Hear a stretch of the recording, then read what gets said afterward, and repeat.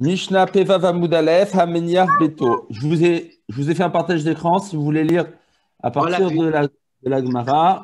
mais j'ai Très la bien. caméra devant les yeux. Vas-y. C'est ici. Hameniach Beto, Ve'alach.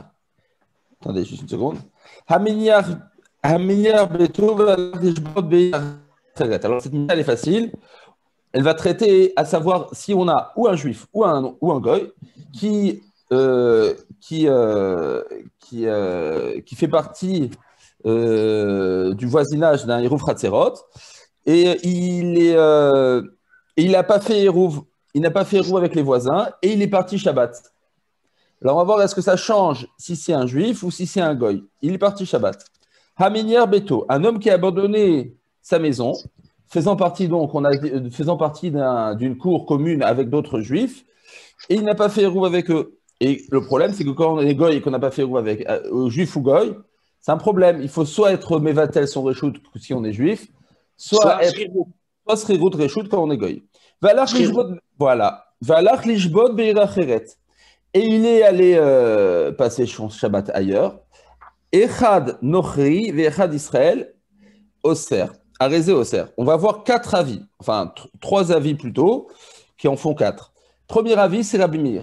Rabbi Meir pense que ce soit un juif ou que ce soit un goy, le fait qu'il ait abandonné sa maison et qu'il n'ait pas et qu'il n'a pas fait héros avec les autres, et qu'il n'ait pas fait Srirut Reshut et qu'il n'ait pas fait Bitul Reshut, eh bien ça coince les autres habitants, car dira Belo Be'alim Shema dira, parce que selon lui, un habitat sans habitants ne s'appelle pas un habitat. S'appelle un habitat. Non, S'appelle un habitat. Et parce que ça s'appelle un habitat, eh bien, c'est un habitat qui n'a pas fait des hérouves, et donc ça coince tout le monde. Ça, c'est l'avis de Rabbi Meir. Rabbi Yehuda Omer. Maintenant, on va voir trois avis qui seront pas d'accord sur le fond. Sur le fond, ils ne seront pas d'accord. Rabbi Yehuda Omer, Rabbi Yehuda dit, et Noser, pour Rabbi Yehuda, que ce soit un juif ou que ce soit un goy, eh bien, le fait qu'il ait passé son Shabbat ailleurs, eh bien, ça ne s'appelle plus un habitat. Parce qu'un habitat sans habitants, ce n'est plus un habitat. Il sort de l'association commune. Donc, ensuite, il faut juste que les autres aient fait, comment on appelle, Hérouv ensemble. Et ça suffira pour associer tout le monde et pouvoir marcher, transporter dans la cour commune.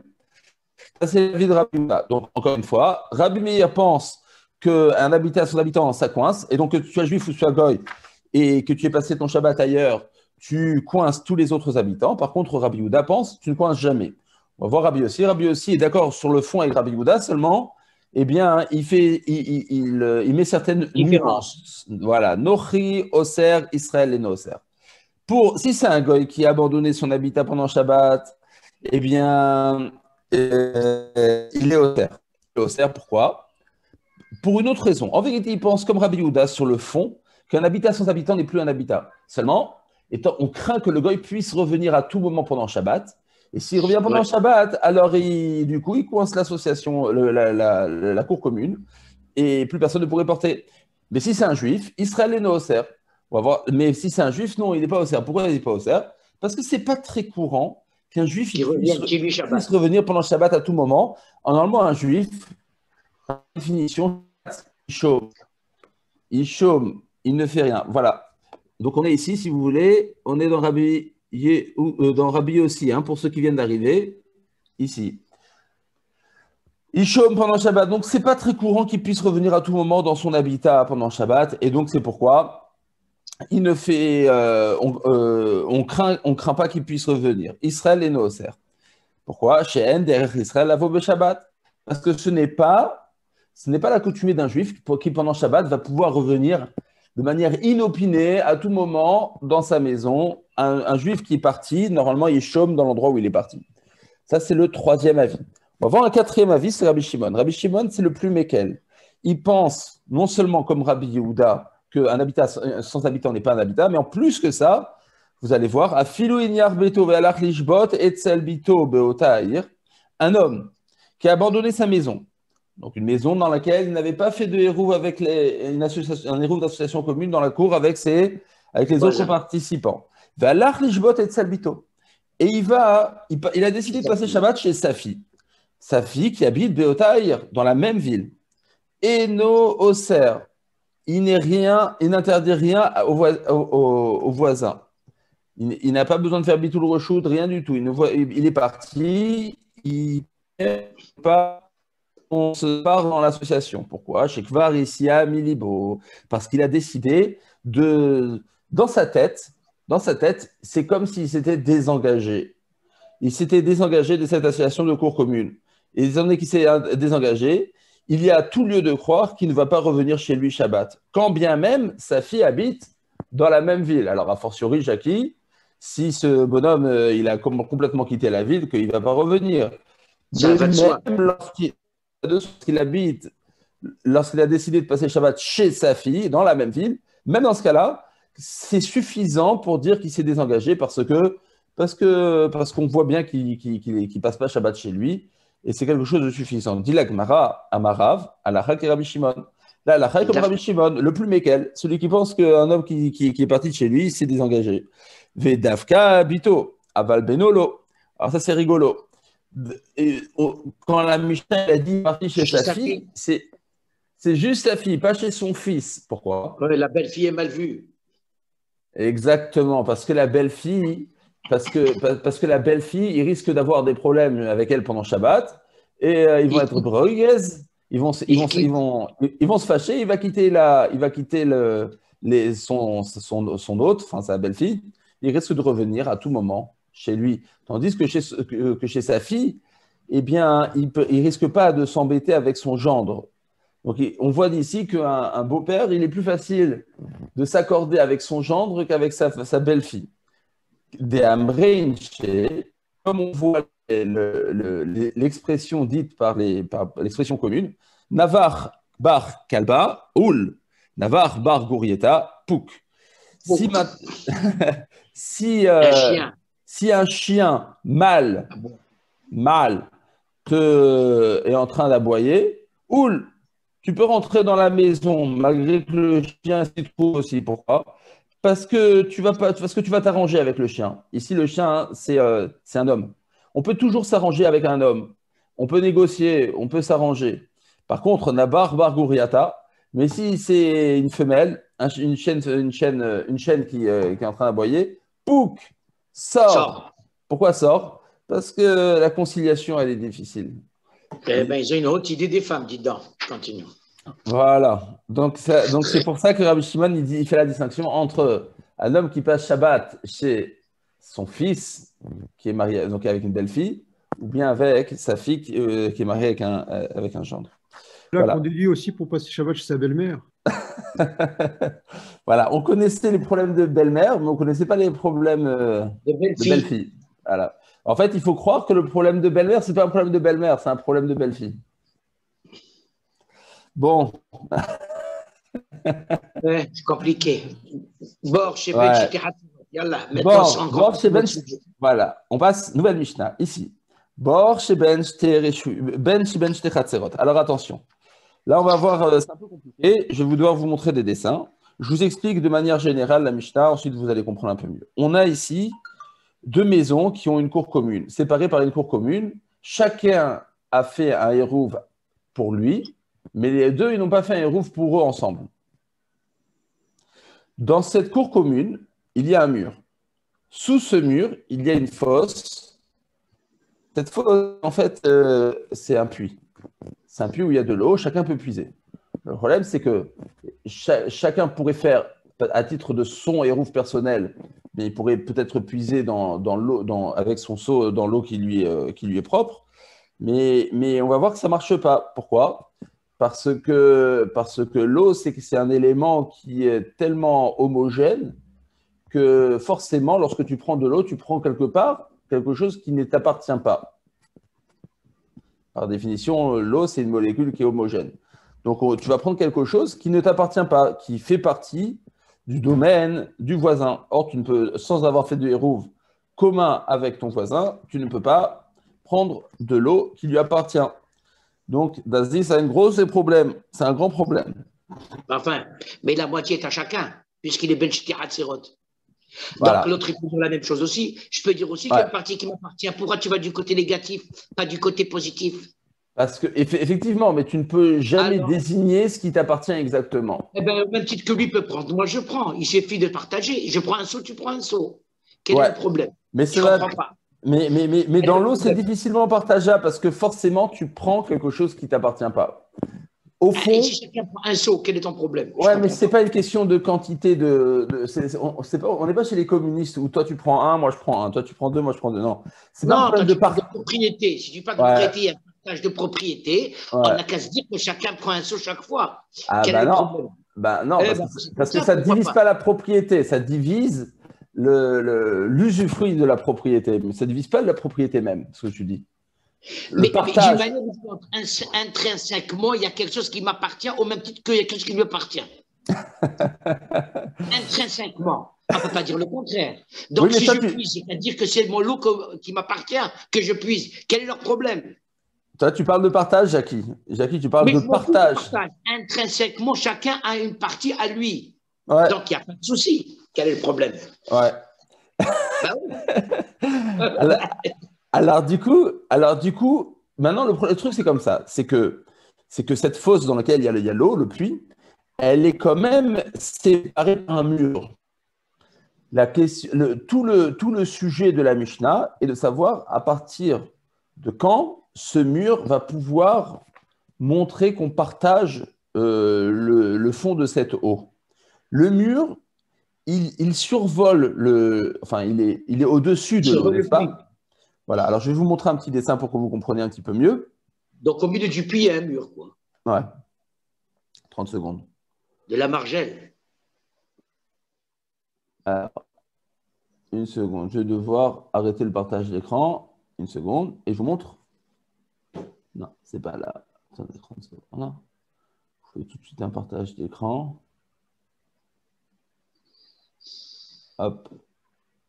C'est là. Et c'est là. Hop. Je reviens ici. Et je vous montre. Ça va être plus facile avec des dessins. Voilà. Alors, Ah, eh bien, c'est ça, voilà. voilà. Alors, ne regardez pas pour l'instant là le truc en haut, ce petit muret là. Hein. Ça m'intéresse pour Américain. l'instant. Comprenez juste donc qu'il y a une propriété avec une cour commune. Ils n'ont pas fait Hérouv ensemble, mais chacun a fait Hérouv dans sa partie à lui. Ouais. Sa partie à lui. Donc, dans sa partie à lui, la fosse avec le puits est séparée par un muret Oui. qui survole ou qui est suspendu au-dessus Du du puits. puits. Voilà. Alors, sans rien faire, hein, s'il n'y avait que ce muret, on va dire que non, l'eau que tu puises, il y a dans l'eau, eh bien, il y a de l'eau, quelque chose qui ne t'appartient pas que tu prends. Alors, il va falloir faire quelque chose, soit à titre symbolique selon certains, on verra si ça reste la maskana, soit à titre réel, pour pouvoir dire que cette eau, eh bien, elle est bien divisée aussi par un truc de propriété, par une division de propriété. Alors, je vous propose, regardez, de reprendre la Mishnah. Par contre, hop, pour reprendre la Mishnah, je vais faire ça. Bor Sheben Shte Chatzerot. On a un puits qui se trouve entre deux parties de cour. Memalin Bimenu Beshabbat. Il est interdit, Jackie, à puiser de son seau depuis là-bas, parce que il a Imken, si ce n'est que Asulo Mechitza Gavoa Sarat Fahim, selon Tanakama, il faut que tu aies fait une Mechitza, donc que tu aies fait un mur qui soit haut de 10 Fahim, Ben milmata, ben mitor ogno. Ou bien en dessous, ou bien mitor ogno, dans le creux qui se trouve au-dessus de l'eau. Alors, je vais essayer de vous remontrer tout ça. Oh. Voilà. C'est Goudachit, ça. Oh, non, c'est pas celui-là. Rashi dit Goudachit, des Mchitsa, au Bilvat, c'était Betoch Ogan à bord. Voilà. Exactement. Voilà. Donc, il faut deux conditions pour Tanakama. Premièrement, qu'il y ait ici une mesure qui fasse 10 tfachim de hauteur. Et deuxième chose, il faut Ben Mitor Ogno. Il va falloir ici créer une sorte de muret qui puisse descendre aussi, pas obligatoirement sous l'eau, mais en tout cas dans cette aire suspendue là, qui sépare le mur de l'eau. Et que dans cette aire de partage suspendue, eh bien, le mur puisse descendre de 10 tfachim. Pas obligatoirement sous l'eau, mais en tout cas qu'on puisse créer un muret qui puisse descendre suspendu au-dessus de l'eau. Ça, c'est l'avis du Tanakama. Est-ce que c'est clair? Ouais. Ok. On va expliquer après Tanakama la Gemara. Mais en tout cas, c'est ce que demande Tanakama. Rabban Shimon ben Gamliel Omer, Rashbag, il explique les paroles de Tanakama. Il dit que ce que dit Tanakama, en fait, c'est une discussion Tanaïm entre Beth Shammai et Beth Hillel, et que Tanakama, en fait, a directement choisi son camp de Beth Hillel. Mais en vérité, c'est une marloquette. Rabban Shimon ben Gamliel Omer, Beth Shammai Omrim, Beth Shammai disent mil mata, ou Beth Hillel Omrim, mil mala. Alors, oui. On peut retrouver le texte parce que là, on est toujours sur l'image. Voilà. Excusez-moi. Le texte de la Gemara. Voilà. Vous l'avez. On retrouve le texte de la Gemara ici. Rabban Shimon ben Gamliel Omer. Bet Shammai Omrim, milmata. Alors, on va voir ce que ça veut dire quoi. Hein. Milmata, il faut que ce soit une suspension, une continuité de mur qui soit milmata, en dessous. Pour l'instant, je n'explique pas. La Gemara va expliquer, hein, vous allez voir. En tout cas, il faut que ce soit milmata, en dessous. Bet Hillel Omrim, milmala. Il faut que cette séparation de propriété à travers le puits, dans le mur, dans le puits, se fasse milmala, de manière supérieure, pas de manière inférieure, mais de manière supérieure. On va expliquer tout ça. Donc, donc, il y a un muret. Le mur qui est suspendu tout en haut, je vous remets le truc. Oh. Hop. Ce mur-là, et pour Beth Shammai et pour Beth Hillel, il va rester. La question est de savoir sous le mur, jusqu'où ça va arriver pour pouvoir dire qu'il y a séparation des biens. Selon Beth Shammai, ça se fait de manière inférieure. On va voir ça veut dire quoi. Et selon Beth Hillel, ça se fait de manière supérieure. Et la Gemara va expliquer qu'est-ce que cela signifie. Je reprends. Amar Rabbi Yehuda, je continue la Mishnah. Rabbi Yehuda dit Lote mechitza gdola minakotel shebenehem. Il ne faut pas que la séparation qui se trouve dans le puits soit gdola minakotel shebenehem, qui soit plus grande que le mur qui les sépare. Ça aussi, on va expliquer. D'accord?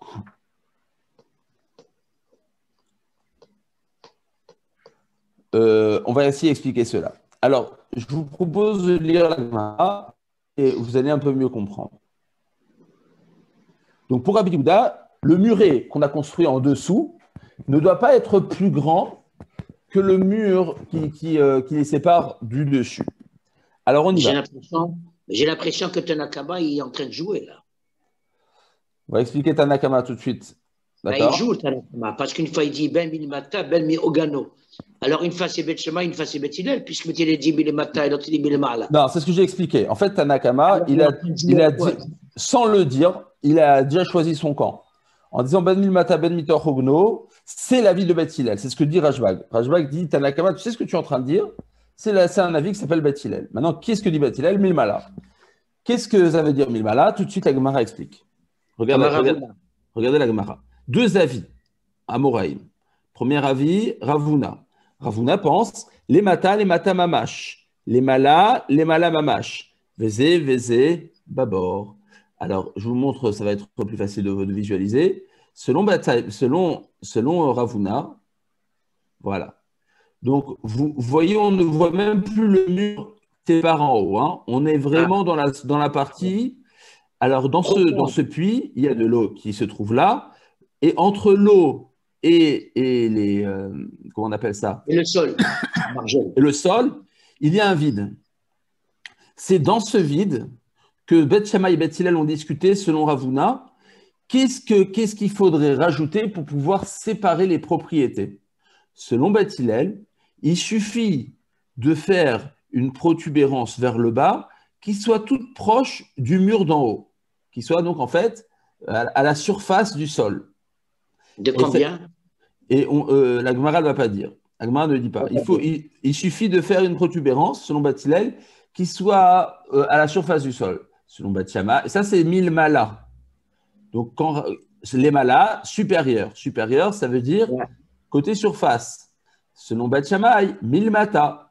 Non, il faut que cette protubérance qui puisse séparer et dire qu'il y a une séparation de bien dans l'eau se fasse 1000 matas dans la partie inférieure. C'est quoi la partie inférieure? La plus proche de l'eau. Ça, c'est selon la marloquette telle que la voit Ravuna. Je refais dans les mots. Et s'il s'avère que la faute est à fleur de sol, comment ils font alors? Il va falloir. Alors, ça veut dire que la nappe phréatique, elle est complètement en haut, jusqu'au bord. Ouais. Comment il va parler de Mata et de Marla dans ce cas-là avec Beth Hillel et Beth Shammai?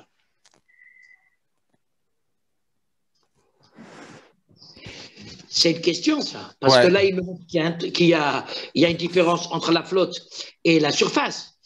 Mais si c'est Mamas au niveau du sol, comment ils font alors? C'est encore mieux. Le même suffirait dans ces cas-là. Ouais, ça suffira. Pourquoi? Ouais, ça suffira. Je vous explique pourquoi. Parce que selon Ravuna, en fait, c'est un équerre ce qu'on est en train de faire. Et pour Beth Hillel et pour Beth Shammai, il suffit de faire une séparation symbolique pour dire que ma propriété se trouve à droite et ta propriété se trouve à gauche. Ce qu'on est en train de dire ici, que ça descend au-dessus de l'eau ou à la surface du sol, c'est que des séparations de biens à titre symbolique, des équerres. Alors, encore mieux, si maintenant l'eau est montée jusqu'à la surface du sol et que tu crées ta petite protubérance, bien, ton équerre, tu l'as aussi. Et ça marcherait aussi bien pour l'un, aussi bien pour l'autre. Là, le chidouche, c'est que… Le muret suffirait à lui-même. Non, le muret… Non, ça, tout le monde est d'accord. Pourquoi ça, non? tout le monde est d'accord. Parce que c'est ce que je t'ai dit. Parce que finalement, l'eau qui se trouve en dessous, elle est tellement… ce sont des molécules qui sont tellement attachées les unes aux autres que tu ne peux jamais savoir à qui ça appartient. Enfin, pas seulement que tu ne vas jamais savoir, mais plus que ça, c'est forcément de l'eau que tu as pris d'ailleurs que chez toi, qui ne t'appartient pas, qui appartient à quelqu'un d'autre et que tu n'as pas fait Hérouf, donc ça pose problème. Donc, il faut faire quelque chose. Selon Ravuna, il faut faire quelque chose de symbolique. Et que tout le monde est d'accord que c'est quelque chose de symbolique. Beth Hillel, Beth Shammai. La question est de savoir, est-ce que ce symbole, il se mesure dans la surface supérieure ou dans la surface inférieure? Clair? Ouais. Ça, c'est le premier avis. Deuxième avis, je reviens à la Gemara. Rav Yehuda, Amar Ravuna, Rav Yehuda Amar, je suis ici. Rav Yehuda Amar, lemata minamaim.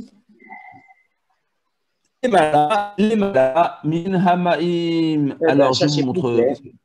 Voilà. Alors, Rav Yehuda, regardez la photo, c'est comme ça. Ouais. Pour Rav Yehuda, non. Quand Beth Hillel, il dit dans la partie supérieure, c'est la partie supérieure de l'eau, mais collée à l'eau. Selon Beth Shammai, quand on dit la partie inférieure, c'est la partie inférieure. Ça veut dire qu'il faut que le muret que tu vas créer, eh bien, il soit suspendu depuis le sol sous l'eau. Il faut qu'il soit suspendu depuis le sol, les matats. C'est-à-dire que tu le mettes le plus en bas du sol de l'eau. C'est ça les matats. Une vraie séparation en vérité pour Beth Shammai. Pour Beth Shammai, exactement. La Gemara va comprendre ce que tu dis, Jackie.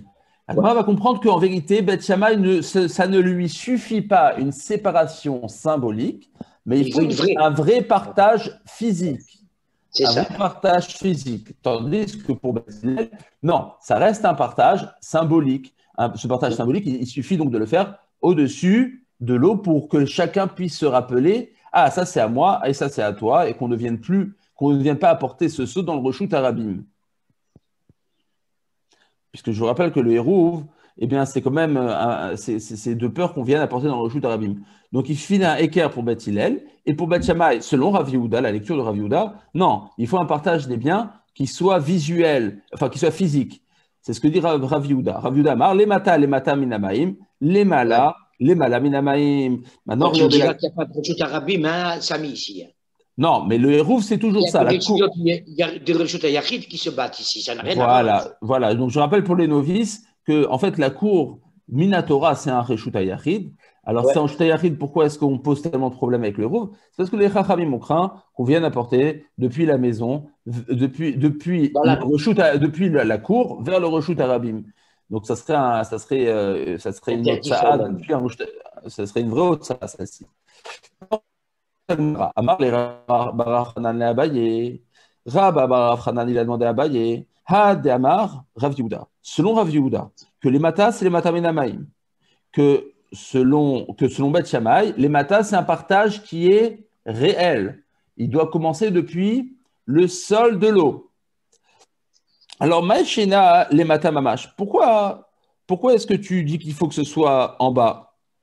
Excuse-moi, pourquoi selon toi, Beth Shammai, eh bien, ça ne marche pas ce que dit Beth Hillel, que ça suffirait de faire une protubérance qui surnage l'eau, des l'eau. Pourquoi ça ne marcherait pas selon toi, Beth Shammai, ce que dit Beth Hillel? D'arriver Maya, parce que l'eau, eh bien, elle est mélangée. Le fait que l'eau elle soit mélangée, ça ne permet pas de pouvoir, eh bien, puiser, parce que ça s'appelle que tu puisses depuis le domaine de ton voisin. Alors, les mataminamaim namia, arrivé Maya. Alors, lorsque tu l'as fait, les mataminamaim, aussi l'eau, elle est mélangée. Je vous explique.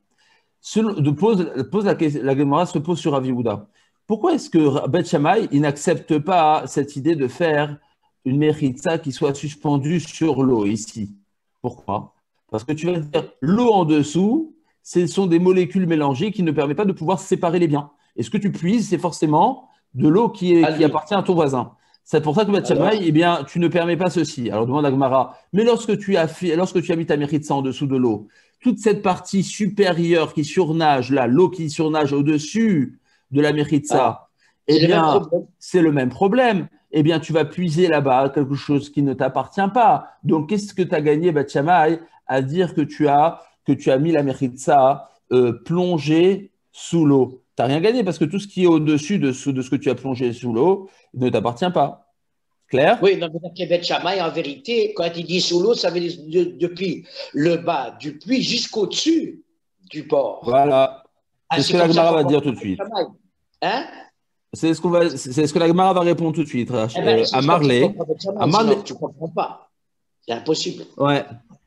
On est ici. À Marley. Loshmi alach. N'as-tu pas entendu Hade Amar Rav Yehuda Amarav ou Matuba Mishum Rabbi Chia?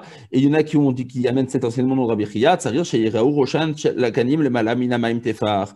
Il faut que la séparation d'eau, non seulement pour Beth Shammai, doit être plongée au sol, depuis le sol de l'eau, mais elle doit surplomber un petit peu l'eau d'un Tefar. Elle doit surplomber le haut de l'eau, le dessus de l'eau d'un Tefar, ce qui donne les roseaux. Ce qui donne la chose suivante. Ici. Les roseaux. Voilà. Ce qui donne que pour Beth Shammai, non seulement la séparation doit commencer depuis le sol de l'eau, mais elle doit surnager le dessus de l'eau d'un Tefar. C'est ce que dit Beth Shammai. Vraie séparation.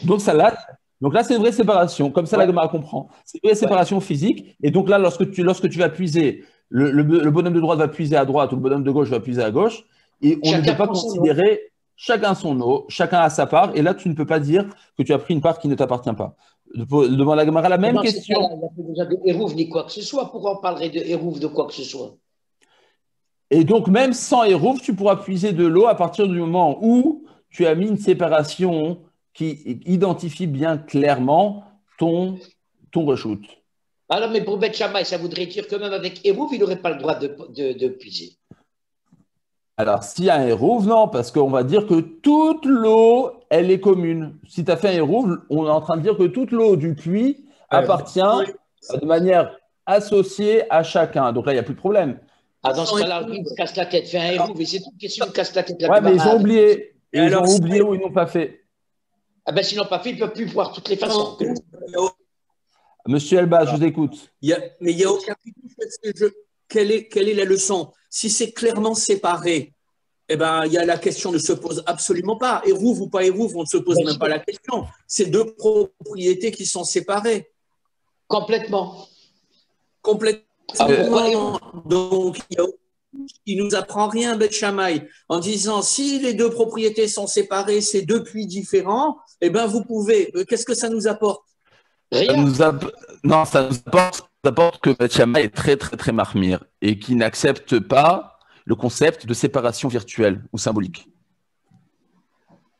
Donc, il n'accepte rien. Il n'accepte rien. rien. Dans le cas, on n'avait pas besoin de lui. Ouais. Que ça marchait. Ouais. Vous allez voir que ça marchait sans Beth Shammai. Ouais. Alors, vous allez voir que cet avis de Rav Yehuda, il va tomber à la fin. Il va tomber à cause de ce qu'on va poser tout de suite maintenant. Mais pour l'instant, la Gemara comprend effectivement que pour Beth Shammai, il n'y a pas vraiment de chidouche, si ce n'est que Beth Shammai refuse le concept de séparation de biens virtuels à travers l'eau. Ça doit être une séparation clairement établie, cadastrée, etc., dans l'espace. D'accord? Pourquoi faire le héros avec Beth Shammai? Alors, ça, c'est l'avis. Tout de suite, la Gemara va poser une question qui va remettre en cause l'avis même de Rav Yehuda, enfin la lecture de Rav Yehuda dans la Mishnah. Regardez, on est ici. Vetu, début de la ligne. Vetu Hadamar Rav Yehuda. Deuxième question. Selon la lecture de Rav Yehuda, encore une fois, que Rav Yehuda a compris que selon Beth Hillel, il faut que la séparation virtuelle puisse être au-dessus de l'eau, de la surface de l'eau. Et selon Beth Shammai, elle puisse commencer au sol et qu'il puisse les malins. Alors, maintenant, il dit, on a un peu sur Beth Hillel. Les malam inamaim, selon toi, Rav Yehuda, les malam inamaim, maïchena, les malam mamash de l'eau. Pourquoi est-ce que selon Beth Hillel, selon Rav Yehuda, Beth Hillel ne permet pas à ce que la séparation, elle puisse, comme Ravuna l'a dit, commencer depuis la surface du sol du haut? Pourquoi selon, je vous montre, pourquoi est-ce que selon Rav Yehuda, Beth Hillel ne permettrait pas, si c'est virtuel, pourquoi il ne permettrait pas de commencer à faire la séparation en haut? Pourquoi il faut que ça touche ici le sol? Pourquoi ça ne permettrait pas en haut? Pourquoi ça ne marcherait pas? Arrivé Maya, parce que tu dis, lorsque ça commence en haut et que ça ne touche pas du tout le sol, la flotte, eh bien, la flotte, elle est mélangée, elle est commune. Là, on va poser une question, les malaminami, arrivé Maya. Mais selon Beth Hillel, regardez pas ici, ce dessin, il est faux, on reprend le dessin d'avant. Selon Beth Hillel ici, eh bien, là aussi, l'eau, la séparation que tu as faite, eh bien, ne sépare pas vraiment la flotte. Donc, ça devient une flotte commune. Pourquoi ça marche? À Marley, Losh mialach adetane, je vous remets. Losh mialach, on est ici. Losh mialach adetane Yaakov kachinaa. N'as-tu pas entendu l'explication qu'a donnée Yaakov kachinaa? La même chose. Il faut que ça surnage, pas que ça surnage, excusez-moi, mais que ça puisse dépasser le bas du sol. C'est pas celle-là, c'est celui d'après. Donc, selon Rav Yehuda, on est obligé de dire que Beth Hillel, c'est la même chose. Ce n'est pas que ça va surplomber l'eau, mais ça doit rentrer dans la flotte d'un téphar. La Gemara a dit, mais Vela Hadama Rav Yehuda. Alors, on va poser ça à ce que dit Rav Yehuda. Kora Arba. Alors, attention. Une poutre. On va passer à un autre cas. C'est celui-là. On a Kora. On a ici une poutre qui fait 4 tfachim de largeur. Et cette poutre, elle est au sol. Et il y a un puits en dessous. Alors, ce puits ici, vous le voyez en demi-cercle. En vérité, c'est un cercle normal. On vous le montre en demi-cercle, mais en vérité, c'est un cercle normal. Et cette Kora, elle surplombe le puits. Elle a une largeur de 4 tfachim. Rav Yehuda dit, Kora Arba, on a une poutre large de 4. Materet Berba. Elle permet de pouvoir maintenant, rien que cette poutre, elle permet de pouvoir porter sous la Kora. Pourquoi? Alors, alors ici, on parle d'une chouba, une sorte de ruine. Rav Nachman Baravoua a rajouté, non, pas seulement dans une ruine, mais même Kora Arba, Une poutre large de 4, materet bemaïm, elle permet même à pouvoir séparer les propriétés qui se trouvent en dessous de l'eau, c'est-à-dire la propriété du puits qui se trouve en dessous, qui appartiennent à deux personnes. Elle permet, pourquoi? Alors écoutez bien. Parce que, oh non, Goudachit. Goudachit, la voûte. Ah, pourquoi ils n'ont pas pris cette ta'ana depuis le départ, Beth Hillel? Alors regardez. Beth Hillel avait eu besoin, ou Beth Shammai avait eu besoin de nous parler d'un muret à l'intérieur de la flotte ou au-dessus de la flotte. Pourquoi tu ne dis pas qu'il y a la voûte? Il n'a qu'à mettre un muret qui fait la voûte. Pourquoi ils ne disent pas ça? Ouais. Alors attendez, je vous montre. Ah ouais. Voilà. Vous arrivez à voir ce que je vous montre? Ben non, on ne voit pas. Là, vous ne voyez pas? Si, c'est un croquis là. C'est bon, c'est parfait, merci. Ok. C'est un croquis. Vous avez ici donc vous avez un cercle dans lequel il y a le puits. Ce puits, donc voilà une citerne. Cette citerne, au-dessus de la citerne, il y a cette poutre large de 4. Ouais. En fait, on va faire une goudachit, c'est-à-dire on va projeter cette largeur de 4 jusqu'au sol et dire qu'on va considérer comme s'il y avait des murs virtuels qui descendaient depuis les extrémités de cette poutre. Ici, c'est ce que vous voyez en pointillé. Ouais, et on va dire que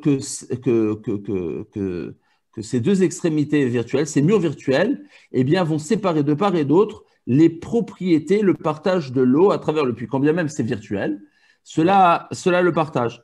Alors la Gemara demande, la Gemara demande, hop.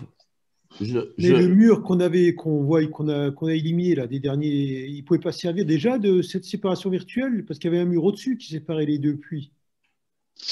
Ouais, la Gemara. Alors, ils font 4 varim, ils peuvent virtuellement, on peut les prolonger aussi dans le puits. Ouais. Alors vous allez voir qu'il y aura un avis plus tard qui va dire ce que vous dites. Exact. Mais les Tanaïm qu'on a ici, Tanakama, Rabbi Yehuda, etc. Ils disent non, on veut voir une projection qui aille vers le puits. On appelle ça une mechitza materet en hébreu. Mechitza materet, ça signifie un mur qui virtuellement, eh bien, permet une séparation si je la projette.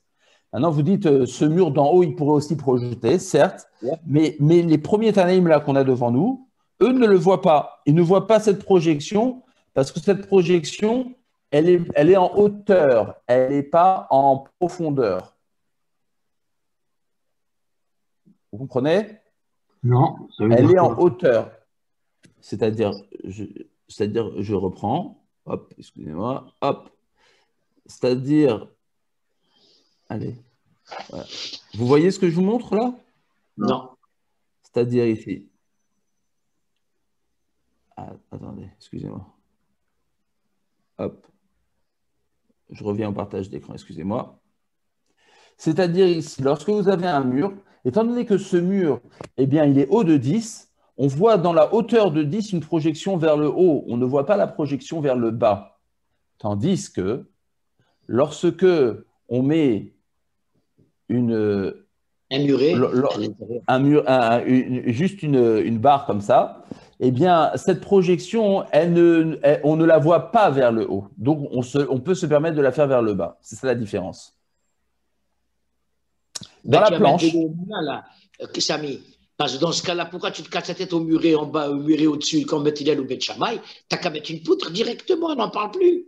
Quel est le problème? C'est la question que pose la Gemara sur Rav Yehuda maintenant, Jackie. Ce que tu demandes, c'est la question que pose la poutre en question, même s'il y a le muret au-dessus. Quel est le problème? Ouais. Alors, juste une seconde. Je dois passer. Ouais. Excusez-moi, par contre, je dois passer au. Attendez une seconde. Hein. Il faut que je passe.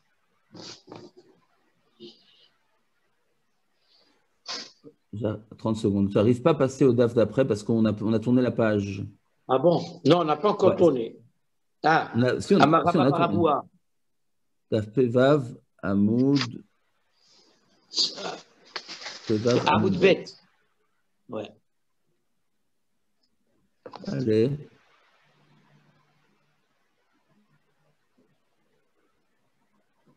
Voilà. Ah, c'est bon. Ah, vous l'avez? Non, moi j'ai encore. C'est voilà, bon. C'est bon. Demande à Gemara, je suis tout en haut de la page. Ha-kazle dalele dargisa. Demande à Gemara, comment est-ce que tu peux permettre? Comment est-ce que tu peux permettre? Venez, on reprend lorsque vous avez la poutre de 4 de large qui est censée séparer de par la projection que l'on fait des extrémités de sa largeur, alors on dit tu pourrais considérer ça comme un mur. Ha-kazle dalele dargisa omaite. Demande à Gemara, lorsque tu vas puiser, vous voyez le dessin? Lorsque tu vas puiser avec ton seau, eh bien, il est fort possible que le bonhomme de droite ici, eh bien, il risque de puiser dans la partie de gauche.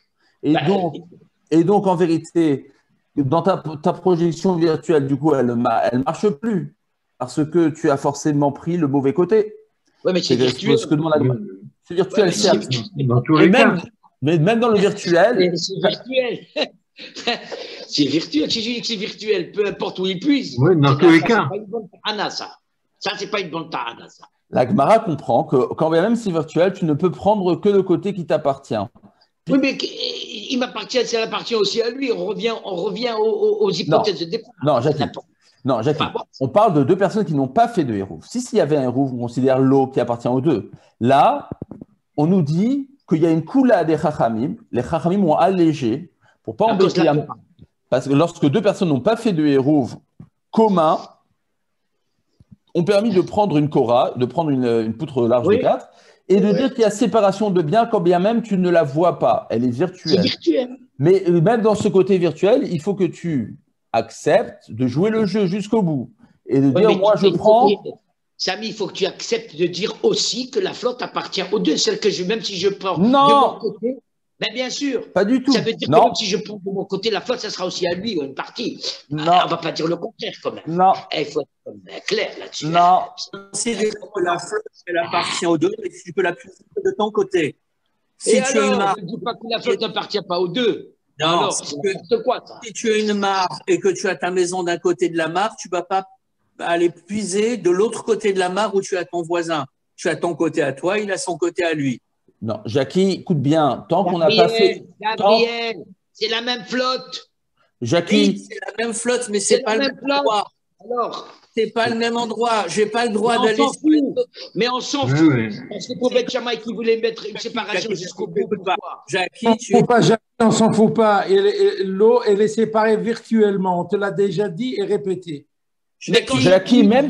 Virtualité, comme je puise de l'eau, enfin. Jackie, si l'un épuise le tout, ben, il n'y en a plus. Donc, il faut savoir à qui appartient la carte qui va être dedans. Jackie, même pour Beth Shammai,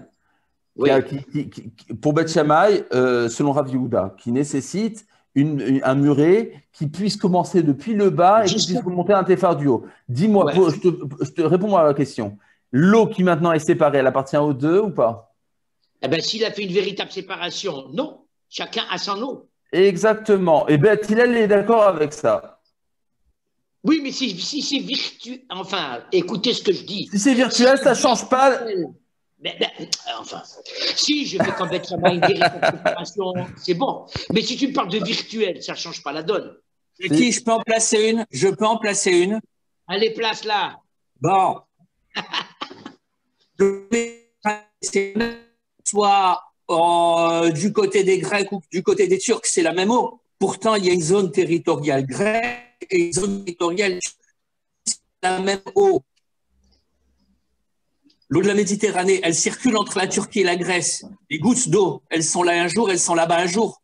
Et pourtant, ils ont chacun leur zone territoriale. C'est pareil. Tu as raison, Gabriel. Mais tu sais pourquoi on fait ça, Gabriel? Je vais te dire pourquoi on fait ça. Écoute bien, c'est rigoureusement le problème qui existe aujourd'hui entre le Liban et Israël. C'est à cause des forages. Et lorsque on sépare la flotte, ce n'est pas au niveau de l'eau, c'est au niveau du sol de la mer, dans lequel… Non, mais tu n'as pas le droit d'aller dans l'eau territoriale de l'autre. Mais ce n'est pas au niveau de la flotte. C'est au niveau du gaz, par exemple, qui se trouve sous le sol. Voilà pourquoi on parle de territoire marin. Monsieur Gabriel Elbaz. Voilà. Même si tu vas voguer simplement sur les eaux territoriales de l'autre sans toucher le sol, tu n'as pas le droit parce que c'est sa zone à lui, c'est tout. C'est comme ça. Exactement, aussi, les deux cas de figure, mais ça ne veut pas dire que je ne peux pas puiser.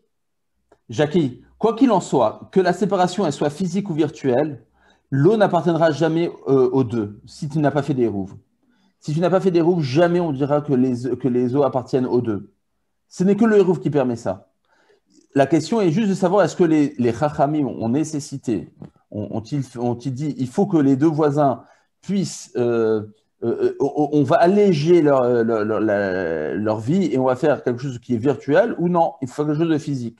Comme ça, la Gemara comprend pour l'instant, Rav Yehuda. Bon, et la Gemara a dit si c'est quelque chose de virtuel, alors il y a un risque, c'est que dans la réalité, tu puisses du mauvais côté. C'est ce que demande la Gemara.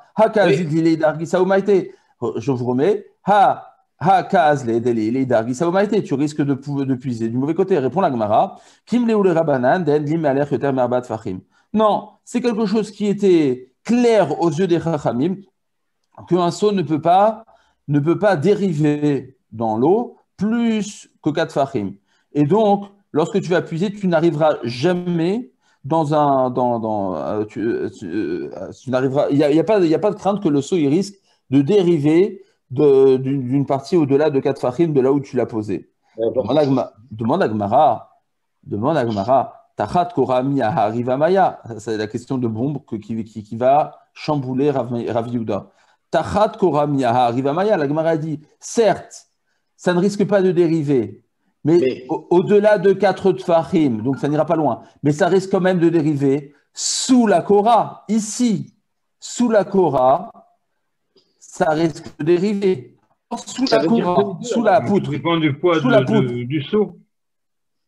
C'est vrai. Mais tout ce qu'on a dit là, dans cette réponse, c'est que le seau ne risque pas de dériver au-delà de 4 tfachim, de là où tu l'as posé.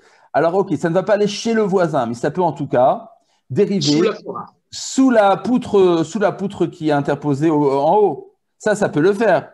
Et là-bas, et l'eau que tu vas prendre ici, c'est une eau qui ne t'appartient pas. Alors attends, Samy, est-ce à dire que la Korah qui fait 4 fahim, il y a 2 pour chacun? Non. Alors comment tu peux parler comme ça?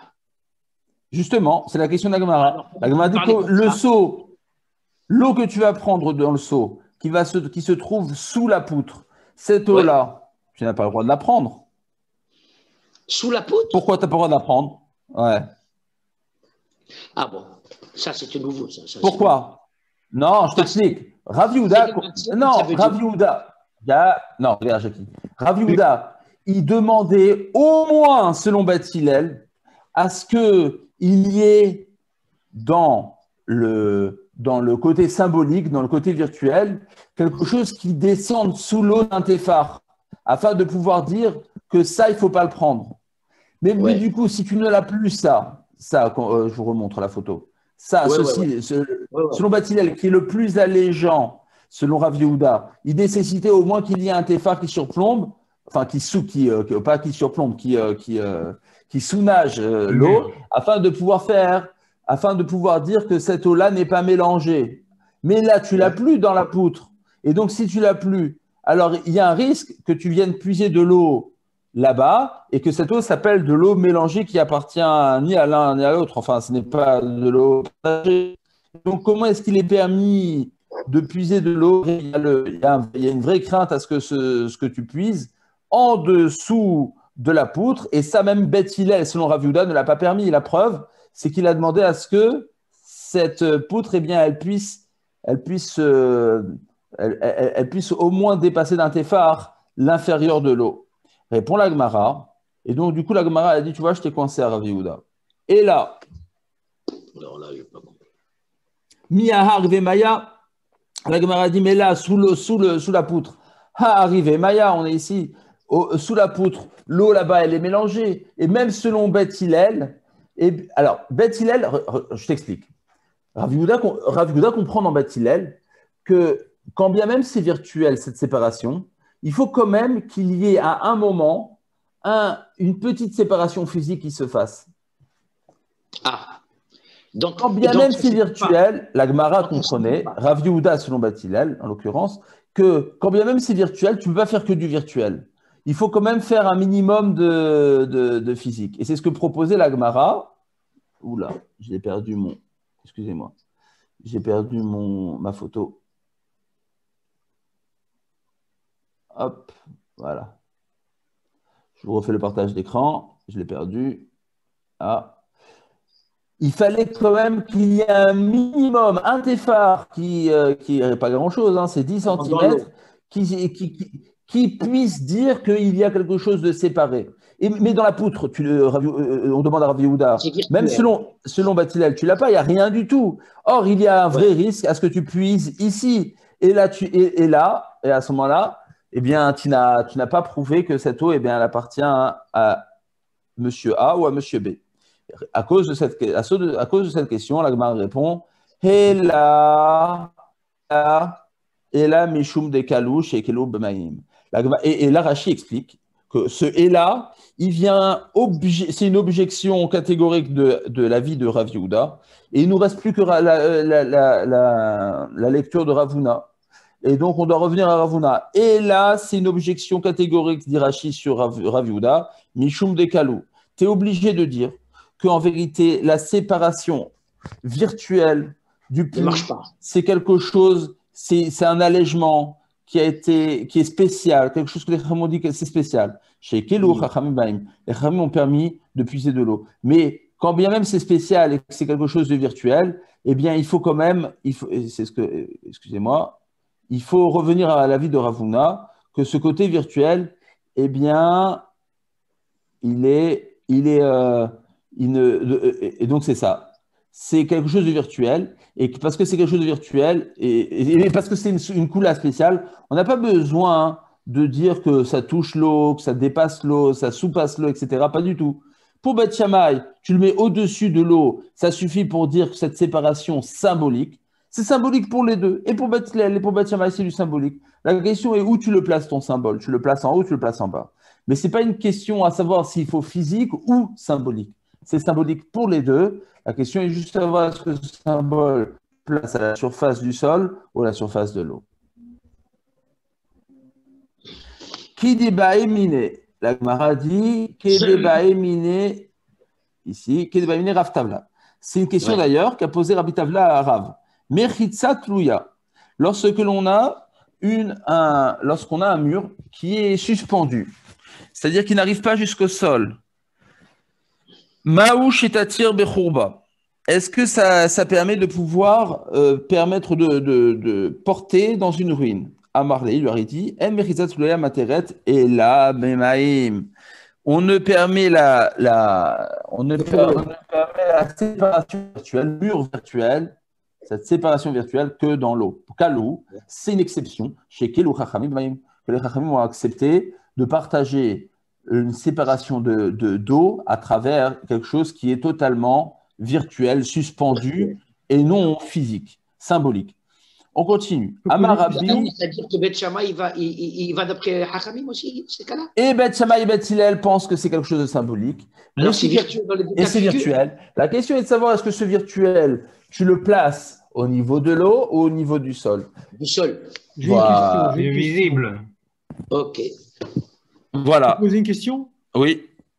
Moi, je ne comprends pas très bien la différence entre Beth Shammai et Beth Hillel. Ils ont juste oublié, Beth Hillel a juste oublié une chose, c'est que le niveau d'eau est susceptible de bouger. Donc, le niveau d'eau, il monte, il baisse selon les saisons, selon la pluviométrie. Et donc, celle du Beth Hillel revient à peu près à Beth Shammai. Ouais, si le niveau d'eau monte… vous avez raison, monsieur Salbeter. Ouais, mais c'était la question qu'avait posée Jackie Waknin au début. En fait, quand bien même l'eau, elle risque de monter, ça ne change pas. Parce que, encore une fois, les Chachamim n'ont voulu donner un aspect que théorique à cette séparation de biens. Il se suffit.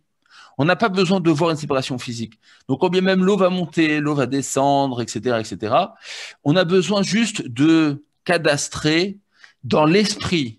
D'accord, mais je trouve justement qu'il n'y a pas de différence entre Beth Shammai et Beth Hillel. Non, il n'y a pas de différence. Selon Beth Hillel, c'est quand même à fleur. Ouais. En fait, si vous voulez, Ouais, aujourd'hui et demain, elle est sous l'eau. Oui, pour résumer ce que vous dites, M. Salpeter, je dirais que en fait, ce n'est pas une question de fond entre Beth Shammai et Beth Hillel, c'est juste une question totalement de forme. D'accord? Ok. Vaïter. C'est difficile de comprendre. Un peu compliqué. L'Oté Mechitza, dans la Mishnah, on avait dit que la Mechitza qui se trouve plongée dans le puits, elle ne doit pas être plus grande que le mur qui se trouve au-dessus du puits. Amar Rabba bar Rav Chana, Amar Rabbi Yochanan. Rabbi Yehuda, Beshitat Rabbi aussi Amara. Rabbi Yehuda, ce qu'il est en train de dire, c'est un avis qui existe dans Rabbi Yossi. Tout de suite, on va voir où il se trouve sur Rabbi Yossi. Rabbi Yossi a dit, De Amar, Mechitza tluya materet afilu beyabasha. Rabbi Yossi pense que, et ça c'est un nouvel avis qu'on ne connaissait pas dans la Mishnah, que en fait cette séparation virtuelle n'est pas seulement vraie dans le puits et dans l'eau, comme on vient de le dire tout à l'heure, mais est vraie aussi sur terre sèche. Ça contredit Rabbanan, ça. C'est-à-dire que l'on peut créer une mechitza suspendue, virtuelle, même pour séparer deux choses sur terre sèche. Alors, ça contredit tous les Tanaïm qu'on a vus jusqu'à maintenant. Et Rabbi, ça contredit Tanakama, Rabban Shimon ben Gamliel, Beth Shammai, Beth Hillel, tous les Tanaïm qu'on a vus. Que selon Rabbi Yossi, et Rabbi Yehuda comprend, l'Agma comprend que Rabbi Yehuda peut-être comme Rabbi Yossi que cela peut exister même sur terre sèche. Detnan, car il est enseigné. Où est-ce qu'on a vu sur Rabbi Yossi? C'est Rabbi Yossi dans Souka. C'est une fameuse Mishnah que vous connaissez peut-être tous. C'est la troisième Mishnah dans Masechet Souka. Detnan, Ameshalshel, Defanot, Milmala, Lemata. Alors, on est en train de parler d'un monsieur qui est en train de construire sa Souka comme ça. Il a mis le strar. Il est en train de coudre les côtés de la Souka avec, il est en train de les coudre. Je vais vous montrer. Hop. Voilà. Donc, il a mis son strar qui est posé sur 4 montants. Et ensuite, il va faire son strar, par exemple avec avec des joncs, et il les fait de haut en bas. Il commence par le haut et finit par le bas. C'est ça Meshalshel. Il est Meshalshel, c'est-à-dire qu'il est en train de coudre depuis le haut vers le bas. Des fanotes, les côtés de la souka, milmala, les mata, depuis le haut, et il descend petit à petit vers le bas. Bisman, shikvoot, minaret, shoshat fachim, ça c'est Tanakama. Pour Tanakama, même si elle surplombe le sol, c'est-à-dire qu'il y a un vide depuis, dans la tfanote, depuis le sol jusqu'à là, de 3 tfachim, psoula. Pourquoi? Parce qu'on ne dit pas lavoud. Je vous répète, le concept de lavoud dit que du moment où il y a moins que 3 tfachim qui séparent quelque chose d'autre chose, on le voit comme s'il était comblé, comme s'il était... Alors, s'il y a plus que 3 tfachim ici, alors, c'est pas soul, parce qu'on ne voit pas la projection. Mimata lemala, psoula. Maintenant, mimata lemala, s'il a commencé depuis le bas et finit vers le haut, mais de sorte à ce qu'il laisse ouvert en haut, comme ceci. Ça ne change pas la donne. La même chose. Im gvot asarat fachim kshera. Alors non, on va dire si ici il y a une hauteur de 10 fachim, la souka est tfela, même si ça n'arrive pas jusqu'en haut. Pourquoi? On va dire goud achit. Goud achit et goud achit. On va dire goud achit. Du moment où il y a 10 fachim, on fait la projection des 10, quand bien même ici, il y a un vide qui est supérieur à 3 tfachim. Pourquoi? Parce que je fais la projection, une projection qui s'appelle Goudachid. Bon, pour l'instant, ça ne nous intéresse pas, ce concept. Il faudra le revoir dans Souka. Ce qui est intéressant, c'est la suite. Rabbi aussi dit que Shem Shemil Mata le Mala Asara, Kach Mil Mala le Mata Asara. Pour Rabbi aussi, c'est ça ce qui nous intéresse. Non, c'est que de la même manière que tu fais ta projection à partir du moment où ici, depuis le bas vers le haut, tu dis Goudachid à partir du moment où il y a une projection faite sur une base de 10, quand bien même ici il y a un trou plus haut de 3, et tu l'as fait cette projection, eh bien tu l'as fait aussi dans le cas contraire. C'est que du moment où il y a ici 10 tfachim, alors tu dis Goudachit et Goudasik. C'est deux concepts qui te disent projette les choses et tu n'as pas, on s'en fiche maintenant si à partir du sol il y a un vide de 3 tfachim, de plus que 3 tfachim, de moins que 3 tfachim, peu importe. Le goût d'Achet et le goût d'Asik te dit projette. La Gemara comprend que de la même manière que Rabbi Yossi, il voit une projection à partir du moment où il y a une base comblée faite de 10, eh bien Rabbi Yehuda, il penserait la même chose. Que Rabbi Yehuda, il pense que toute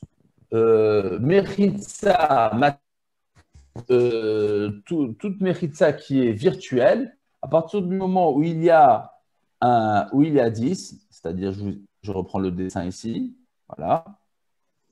À partir du moment où Rabbi Yehuda ici, il voit qu'il y a une méritza qui est matérette, hein, qui surplombe, qui est totalement virtuelle, de 10, alors il suffit de faire encore une projection pour dire que c'est permis. C'est-à-dire que cette projection suffit. Pour la Gemara dit, Veloi, et en vérité, hop, je reviens. La Gemara dit, en vérité, c'est pas vrai. Rabbi Yehuda et Rabbi Yossi ne sont pas obligés de s'accorder l'un à l'autre. Le Rabbi Yossi de Souka n'est pas obligé de s'accorder avec Rabbi Yehuda de Rovin. Rabbi Yehuda de Rovin n'est pas obligé de s'accorder avec Rabbi Yossi de Souka. Car le Rabbi Yehuda savarla qu'est Rabbi Yossi, le Rabbi Yossi savarla qu'est Rabbi Yehuda. Il est possible que l'un ne pense pas comme l'autre et l'autre ne pense pas comme l'un. Rabbi Yehuda le savarla qu'est Rabbi Yossi. Rabbi Yehuda n'est pas obligé de s'accorder à Rabbi Yossi. Pourquoi? Parce que Atkan lo kama Rabbi Yehuda, tout ce que Rabbi Yehuda a permis une méritza sur terre ferme, il a permis une méritza virtuelle sur terre ferme, et là, Be'eruvé Chatzerot, ce n'est que dans les lois de Hérouvin, que les lois de Hérouvin sont des rabbanan, à titre rabbinique. Donc, on va dire à titre rabbinique, peut-être que les sages ont permis une méritza virtuelle. Une méritza virtuelle, comme ceci. Oh. Oh là là. Dans Hérouvé Chatzerot. Dans Hérouvé Chatzerot, étant donné que c'est qu'à titre rabbinique, parce qu'à titre toraïque, eh bien, on est d'accord pour dire que tout ça, c'est un reshut hayachid, et donc il n'y a pas de problème de porter depuis la maison vers le reshut hayachid qui s'appelle la cour. C'est qu'à titre rabbinique que les chachamim ont craint que tu viennes apporter de la maison vers la cour, puis depuis la cour vers le reshut harabim. Et ça, c'est que des craintes rabbiniques.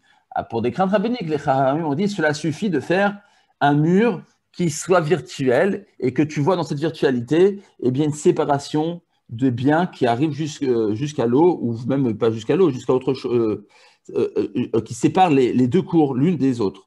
Par contre, aval, souka de Horaïta, je suis ici, mais souka. C'est de la Torah. Kemina Torah, ici. Aval, souka de Horaïta, mais une souka qui est que à titre toraïque. L'eau, peut-être que cette séparation à partir d'un mur virtuel ne suffit pas.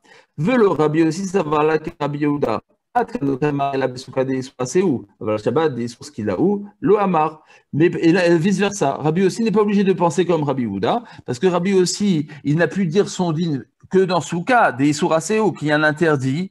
Au pire, si tu ne fais pas ta souka, tu auras mangé hors d'une souka. C'est quoi? Tu n'as pas fait une injonction positive de la Torah. C'est le issur le plus facile qui existe dans la Torah. Mais Shabbat, c'est vrai que ici, c'est Hérouvin, c'est qui est Draban, mais c'est un risque que tu viens d'apporter dans la rue. C'est quoi le risque que tu viens d'apporter dans la rue? Et si tu portes dans la rue Shabbat, Bémézid, de manière volontaire, tu as transgressé Shabbat volontairement et tu es passible de la mort, ce qu'il a.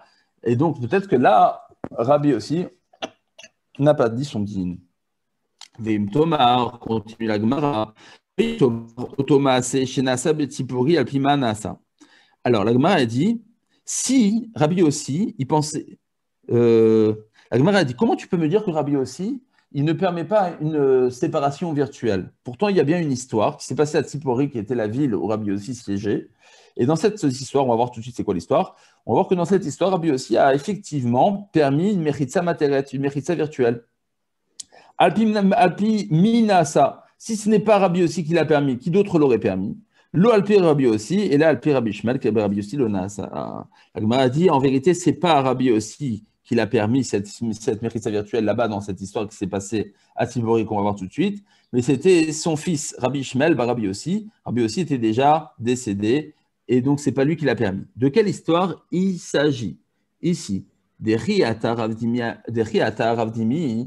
un jour, lorsque Ravdimi est venu d'Eretz Israël en Bavel, il a raconté, Amar, il a dit, pas Machat, un jour à Tzipori, Shachechu velo eviu Sefer Torah, mi beodium. Ils ont oublié, alors je vous explique un peu l'histoire. Il y avait une cour commune entre une maison et un Bet Knesset, une choule. Le Bet Knesset et la maison n'ont pas fait de hérouf commun dans le Khatser. Or, les Sifrei Torah, à cause des goïms, on avait peur qu'ils soient volés, on les laissait pas dans les choules, on les rangeait dans la maison. Et on avait oublié de sortir le Sefer Torah avant Shabbat dans la choule, et donc on n'avait pas de où lire sur quel parchemin lire. Il fallait absolument sortir le Sefer Torah depuis la maison vers la choule. Comment faire? On n'avait pas fait de hérouv. Ils ont oublié d'amener le Sefer Torah depuis la veille dans la choule. Les machar, le lendemain, Parsou Sadin Alamoudim, le lendemain, ils ont étalé un drap sur des piquets, sur des piquets, et ils ont étendu ce drap entre les piquets, de sorte à ce que ça puisse faire un petit chemin dans la cour, séparé dans la cour par ce chemin. Veviou Sefer Torah avec Arubo. Et de cette manière, ils ont amené le Sefer Torah depuis la maison vers la choule et ils ont lu. On peut descendre un peu, on ne voit plus le texte. On peut descendre un peu, on ne voit plus le texte. Voilà. Avec Arubo. Voilà. Et la Gemara comprend qu'ils ont fait en vérité. Alors c'est un petit peu compliqué à comprendre, mais en tout cas, ils auraient fait dans la cour un passage grâce à une séparation. Un drap. Voilà, un drap. Or, un drap, c'est totalement virtuel. C'est totalement virtuel. Ce n'est pas une vraie séparation, c'est virtuel. Et c'est ça ce qui s'est passé à Tzipori. Et à partir de là, on a voulu dire qu'éventuellement, c'était Rabbi aussi, en vérité, c'était pas Rabbi, c'était son fils, qui a voulu permettre de pouvoir créer une séparation à travers cette cour grâce à ce drap-là. La Gemara a dit Parsou les chatrila mishare. La Gemara dit, mais comment est-ce qu'il est possible de pouvoir, à partir d'un simple drap, comment est-ce qu'il est permis comment est-ce qu'il est possible de faire un drap? Attendez juste une seconde. Oui, David. Ouais, j'ai pas fini. Allez.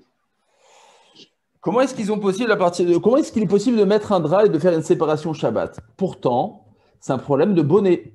Je vous explique. Dans bonnet, il y a une tolda qui s'appelle faire une tente. Créer une tente, c'est aussi interdit à titre de bonnet. Maintenant, je vous avais déjà expliqué. Créer une tente de manière fixe, la créer Shabbat, c'est Asur Minatora. Mais temporaire. Mais de manière temporaire, c'est interdit des Rabbanan. Malgré tout, ici, les personnes qui se sont permises de transporter le Sefer Torah d'une cour à l'autre, enfin, d'une maison vers la cour, quand ils ont créé cette tente, enfin, cette séparation, Shabbat. Or, c'est interdit midrabanan de la faire. Comment ici ils se sont permis de la faire?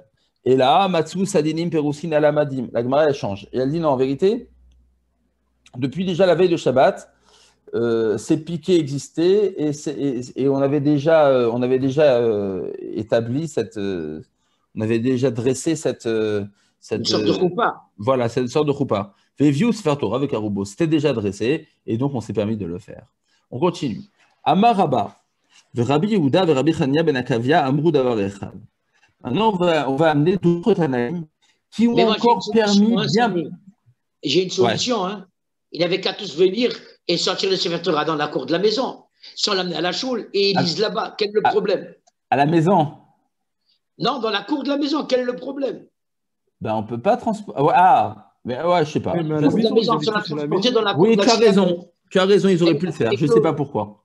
Alors, écoutez bien, on va finir avec ça. La Gemara va amener maintenant des Tanaïm qui pensent que les Chachamim ont permis encore plus qu'une méritza virtuelle. Encore plus que ça.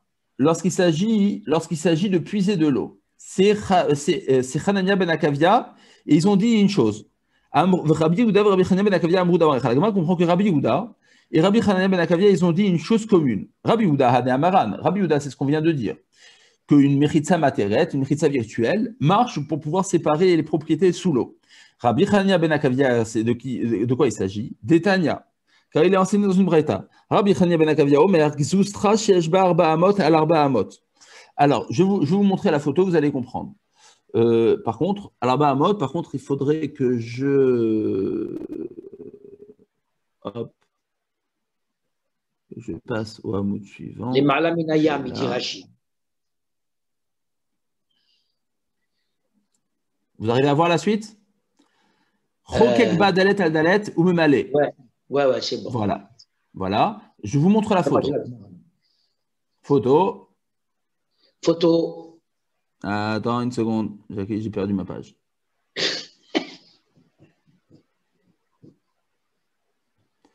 Voilà. On revient. Dans la photo, il s'agit de ça. Voilà. Vous avez une Gzustra. C'est-à-dire ici, vous avez une sorte de château, si vous voulez, avec une entrée ici. Et vous avez une Gzustra, une sorte de terrasse qui donne exactement sur l'entrée. Et en dessous de la terrasse, vous avez de l'eau. D'accord? Donc, c'est une sorte de balcon, terrasse, un ponton. Terrasse, ponton, comme tu veux. Maintenant, ce ponton, il fait 4 amotes sur 4 amotes. 4 amotes sur 4 amotes en tfachim, en points, ça fait 24, puisque une amas, ça fait 6 tfachim. Donc, c'est 24 tfachim sur 24 tfachim. Maintenant, la Gemara, ce qu'elle propose de faire selon cet anaïm, c'est de faire la chose suivante.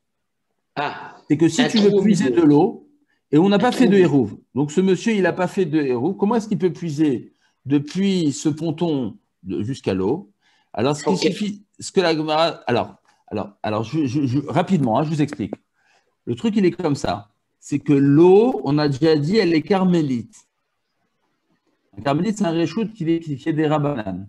Le ponton ici, il est réchoute à yachid, propriété privée. Mais, normalement, on n'a pas le droit de porter depuis un réchoute à yachid vers un carmélite. Interdit, rabbanan.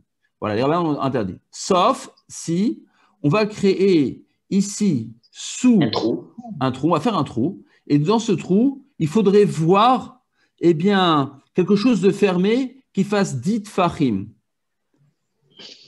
Qui fasse 10 tfachim et qui puisse, voilà, qu'on puisse voir quelque chose de fermé ici, qui fasse 10 tfachim, et à partir de 10 tfachim, quand bien même ça ne touche pas le sol, ensuite j'ai le droit de puiser. Pourquoi? Parce qu'on va dire Goudachit. On va faire la projection. À partir du moment où ici on a 10 tfachim, après je peux faire projection jusqu'au sol et je dis que c'est un seul et même réchoute. Comment est-ce que je vais m'y prendre? Alors, on va associer deux concepts. Écoutez bien. On va associer deux concepts pour cela. On va faire un pliage. Imaginez-vous que là, on a donc 24 sur 24 tfachim. Il y a donc 10 tfachim ici, 10 tfachim de là, et là, on fait 4 sur 4. On fait un trou de 4 sur 4 au milieu. Il reste 10 de tous les côtés. Voilà. Et imaginez-vous que c'est chaque côté marron clair, vous allez devoir les plier. Et si vous les pliez, eh bien, vous allez avoir ça.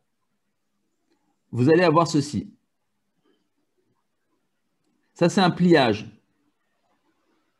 C'est un pliage virtuel. Vous comprenez? Est-ce que vous le voyez, le pliage virtuel? Au bout d'Achit, quoi. Oui, bon. Non, ça change pas la donne. Non, Jackie, imagine que tu prends une feuille de papier. Ouais. Et que cette feuille de papier, elle fasse 24 fachim sur 24 fachim, 40 cm sur 40 cm. Oui. Et que tu prends un ciseau avec cette feuille, ça c'est une feuille, hein, et que tu prennes un ciseau et que tu coupes tout ceci. Là, là, toutes les extrémités. Donc, tu les coupes toutes ces extrémités. Qu'est-ce qui va se passer? Les 4 extrémités, tu peux, et ensuite, tu plies tu plies ici. Qu'est-ce qui va se passer avec la feuille de papier? Tu auras ça. N'est-ce pas? Tu auras ceci. Eh bien, ce que tu peux faire avec une feuille de papier, Akavia, Hanania ben Akavia te propose de le faire en vrai, virtuellement. Ouais. Obligé? Ouais. Vous avez tous compris ou pas? C'est un peu compliqué, hein? Heureusement qu'on a l'illustration, parce que sans les illustrations, on n'en serait pas sorti. Hein? Chokek ba dalet al dalet. tu coupes au milieu en faisant un trou de 4 sur 4, un trou de 4 sur 4, ou mets malé, et tu vas pouvoir puiser à partir de là, car tu vas avoir une sorte de rebord en dessous virtuel de 10 sur 10. Et une fois que tu as le 10 sur 10, tu dis Goudachit. Donc en fait, on a superposé deux notions virtuelles ensemble. La première notion virtuelle dit, tu considères comme si c'était une feuille de papier que tu découpes. La deuxième notion virtuelle, elle te dit Goudachit, tu descends.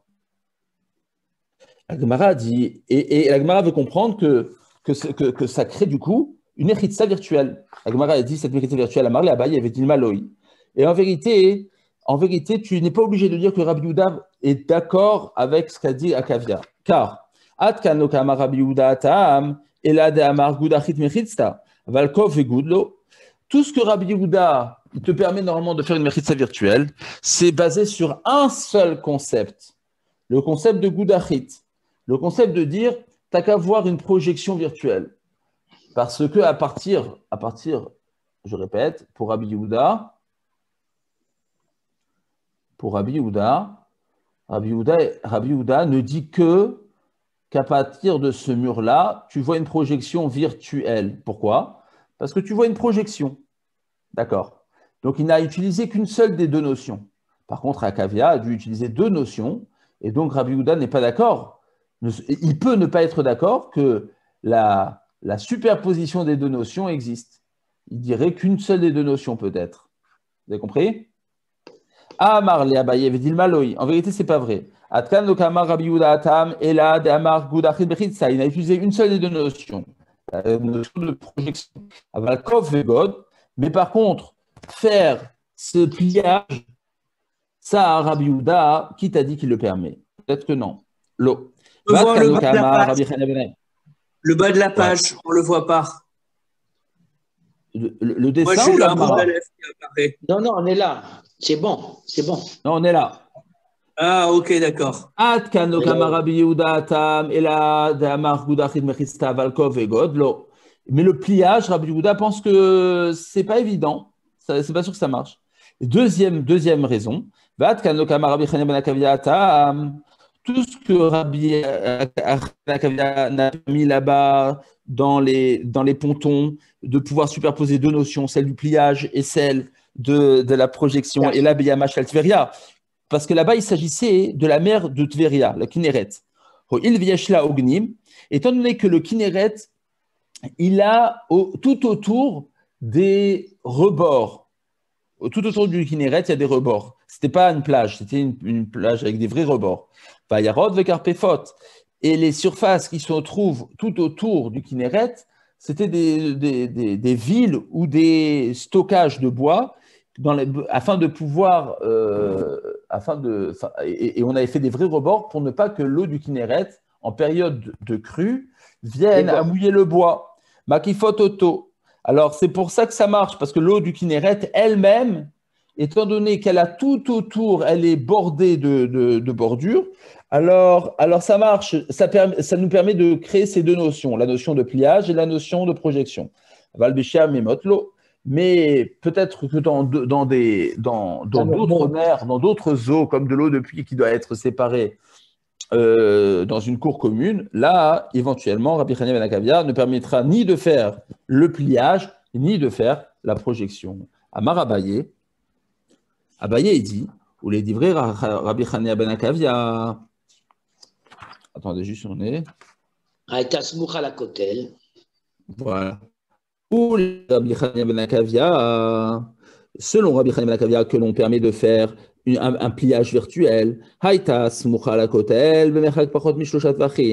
Si le ponton se trouvait proche du mur, mais éloigné, c'est-à-dire un peu éloigné du mur, de 3 tfachim, c'est-à-dire qu'il y ait Orka Arba Amot. Il faut qu'il y ait 4 amot qui font 24 tfachim, Verorba Chadassar ou Machéou. Il faudrait, et là la Gemara elle dit juste, si ce n'est pas, le ponton n'est pas tout proche du mur, mais un petit peu séparé du mur de 3 fachim, à ce moment-là, c'est plus 24 fachim sur 24 fachim qu'on a besoin, mais c'est 24 fachim et une largeur qui fait 11 tfachim et quelques, ici. Ici. 11 tfachim et quelques, et non pas 10 tfachim. Pourquoi? Pourquoi? Il y a 4 sur 4. Ouais. Si c'est 4 sur 4, il y a 10 et 10, quel est le problème? Je ne comprends pas. Alors, c'est un peu compliqué. Alors, une seconde, parce que là, c'est un peu compliqué. Une seconde, hein. Non, c'est compliqué tout le sens, ça c'est clair. Voilà. Pourquoi il faut pourquoi ici il faudrait il faudrait 11? Parce qu'en vérité, étant donné que là, il y a une séparation de 3, donc pour faire le pliage, c'est un peu compliqué, c'est mathématique, hein. Il faudrait que ce soit une grandeur de 11 et non de. C'est un truc mathématique. On ne va pas rentrer dans ce truc. La Gemara continue. Haïta, je continue. Haïta Zkufa. Si le ponton il était Zkufa, c'est-à-dire chez Yegova, Sarat Fahim, Verorba, Shishat Fahim, ou Shne Masheun.